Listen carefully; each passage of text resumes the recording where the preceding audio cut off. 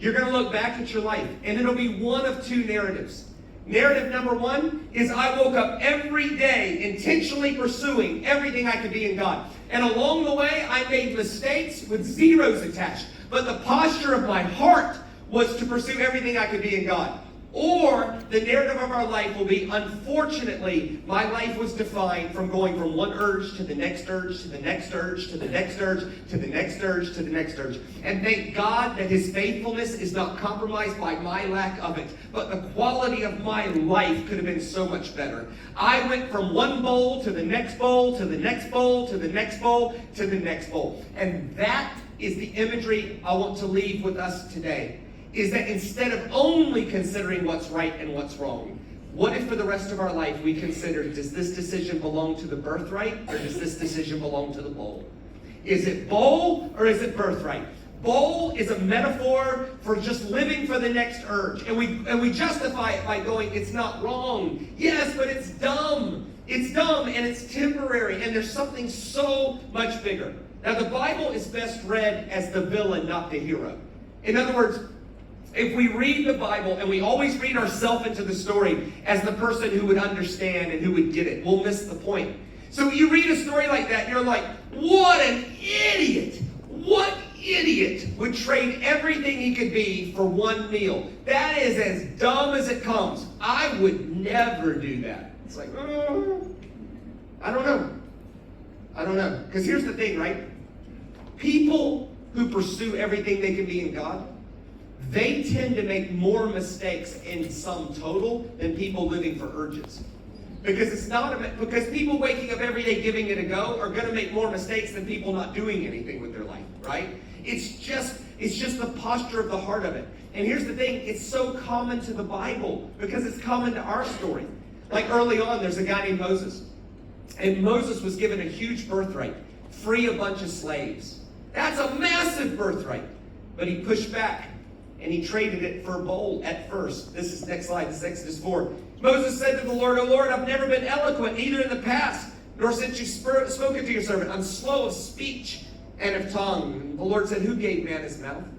In other words, next slide, Moses traded his birthright for a bowl of I don't have the skill, a bowl of insecurity. He could have missed out on everything God had for him if he had just settled into that insecurity. Later, there's a guy named Gideon. And Gideon's given a similar birthright. Free Israel from Midianite oppression. And Gideon pushes back for a different reason. This is what it says. Next slide. The Lord turned to him and said, "Go in the strength you have and save Israel out of Midian's hand. Am I not sending you?" "But Lord," Gideon asked, "how can I save Israel? My clan is the weakest in Manasseh, and I'm the least in my family." In other words, next slide. Gideon's pushback was, "I don't have the heritage. I have this huge birthright for you, Gideon." And Gideon's like, "Yeah, but have you seen my family? I come from a family of rednecks." And if you follow his logic, his logic was, my tribe's the least of the 12, my clan's the least of that, my family's the least of that, I'm the least of my family. If you follow his logic, he's like, I'm literally the worst person on earth that you could choose to do this. God's like, I've got this huge birthright for you. And Gideon's like, I don't have a family. Later, there's a guy named Jeremiah.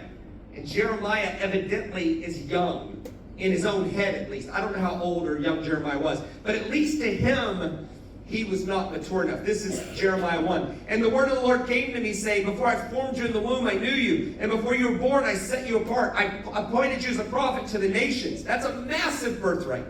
I said, Sovereign Lord, I said, "I do not know how to speak."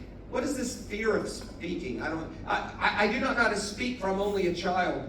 In other words, God's like, I got this huge birthright for you. And Jeremiah's like, yeah, but next slide, I don't have the maturity. I wonder if at this point in the scripture, God is like, is there anybody who's just not a whiner? Will anybody just give it a go?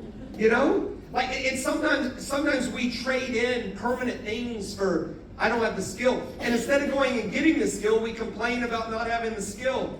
Or I don't have the heritage. And you can't pick your family either. So it's like, oh man, I'm kind of stuck. My mom, my dad. It's like, oh. Or we just blame maturity. But perhaps the most applicable example is something that Jesus points out. So quick context on this. There's a nation called Israel, right? They're still around, right? Pretty important, right? And there's a nation called Israel, and here was the thing, right? They were chosen by God. And their election by God was so that they would be a blessing to the whole world. And it didn't go well. They used slaves to build the temple to honor God, who frees the slaves. They keep going back into slavery. And here's the thing, right? There's a whole group of people in the Bible called the prophets.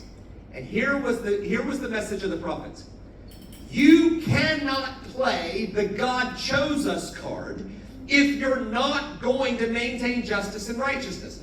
Even if it's true that God chose you, and even if it's true God gave you this land, if you don't use those resources to maintain justice and righteousness, you're going to lose everything even though God gave it to you, right? You can't play the we're God's chosen people card if you're not going to do what God called you to do. That was the main message of the prophets. It didn't go well. They stoned them, right? And so Jesus points this out. And here's what he says in Matthew 23. Oh, Jerusalem, Jerusalem, you who kill the prophets and stone those sent to you. How often I've longed to gather your children together as a hen gathers her chicks under her wings, but you were not willing. Now look, your house is left to you desolate. In other words, sometimes, next slide, it's just we're not willing. God's like, I got this huge thing for you. Yeah, I ain't doing that. Nope. I'm just not willing. So what has been our goal? Has it been skill or maturity or heritage? Or is it just the fact that we're not willing? Or is it true that, you know what, you're 25, and up until now, your life has been defined by a series of urges? And listen to me, if you're 25 years old, and up until now, your life is defined by just one bowl to the next bowl, to the next bowl, to the next bowl, I'm urging you to make a decision to change your life. And it's not because it'll impact how God feels about you. It's not because of that, because God's faithfulness is never compromised by our lack of it. It's the quality of your life that's at play. Because if you talk to anybody in here that's 80 years old, and you ask them, how does life go if your life is dominated from one urge to the next urge, to the next urge, to the next urge, to the next urge? It's like it never goes well. And the message of this story is that instead of only considering what's right and wrong, what if we consider, does this decision belong to the bowl, or does this decision belong to the birthright? Is this me chasing my next urge, or is this me fundamentally pursuing everything I could be in God? Which leads me to whoever wrote the book of Hebrews. So the writer of Hebrews makes this incredibly challenging observation in Hebrews chapter 12. Here's what he says. See to it that no one is sexually immoral or is godless like Esau. Pause. That is incredibly confronting. Why? Because whoever wrote Hebrews had access to the entirety of Scripture. And there's a lot of nefarious characters he could have chose from. See to it that no one's godless like Ammon, who introduced child sacrifice in Gehenna. See to it that no one is godless like Manasseh, who made it national law. See to it that no one's godless like Ahab. See to it that no one is godless like Jezebel. See to it that no one is godless like Pilate. See to it that no one is godless like Caiaphas. See to it that no one is godless like Judas. See to it that no one is godless. He could have chosen lots of people. But the one guy out of the whole Bible that the writer of Hebrews says, this is the guy not to be. Look, I've got a plethora of choice. But if you want the example of what not to be in life, look at Esau. He's the godless one. And that is really confronting. Because Hebrews chapter 12 is right after Hebrews chapter 11. That's right. Look. Hebrews chapter 11 lists heroes. And here's why this is confronting. The people listed as heroes made more mistakes and worse mistakes than the godless one. No tricks. Who made worse mistakes? Abraham or Esau? Abraham by far. He gave his wife to Pharaoh's harem. And it says he greatly profited from Egyptian affluence while she suffered. If CNN and the internet would have been around back then, what would you say about Abraham?